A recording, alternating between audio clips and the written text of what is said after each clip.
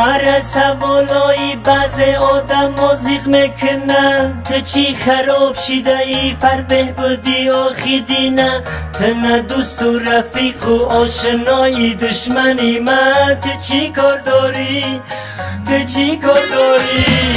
تو چی کار داری کی من فرده هستم یا کی خراب تو چی میدانی کی من چی درد دارم و چی عذاب ای پامیرم ای غرمم ای خوجندم یا ای کلوب تو چی کار داری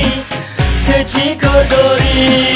ای خدا چی کار کنم پیشی کی من ناله کنم بخندم به حالی خود یا بیشینم گریه کنم ای خدا چی کار کنم پیشی کی من ناله کنم بخندم به حالی خود یا بیشینم گریه کنم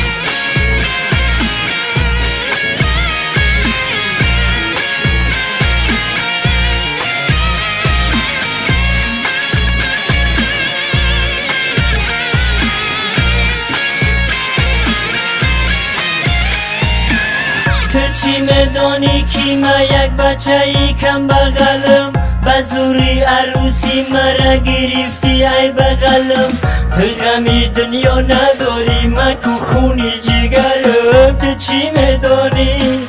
تو چی میدانی تو چی میدانی که من در غمی کی میسوزم در غمی کی میگذره همه شب و روزم من به خونی جگرم میخوانم و میسازم تو چی میدانی تو چی میدانی ای خدا چی کار کنم پیشی کی من ناله کنم بخندم به حالی خود یا بیشینم گریه کنم ای خدا چی کار کنم پیشی کی من ناله کنم بخندم به حالی خود یا بیشینم گریه کنم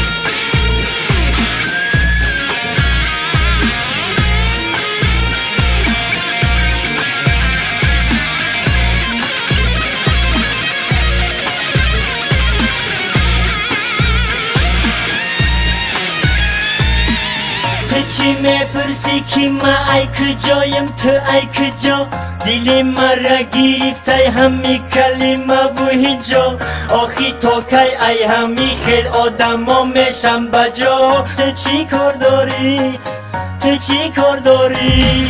تو چی کار داری که من سفید هستم یا کی سیاه من قلب نیستم آخی نک دیگه به من نگاه گناهگار کی ای بگناه کی میداند الله تو چی کار داری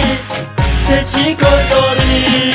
ای خدا چی کار کنم پیشی کی من ناله کنم بخندم به حالی خود یا بیشینم گریه کنم ای خدا چی کار کنم پیشی کی من ناله کنم بخندم به حالی خود یا بیشینم گریه کنم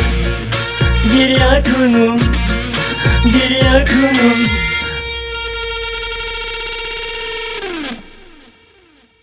امروز این شام در تاریخ 4 اکتبر سال 2017 ما در قلعه خوشمنظری ورزاب در مهمانخانه مهمان کلیپ نوبتی استاد حسن چیله رو همراه همه برادران الهام جان نواربردار ثبت کردیم تمام کردیم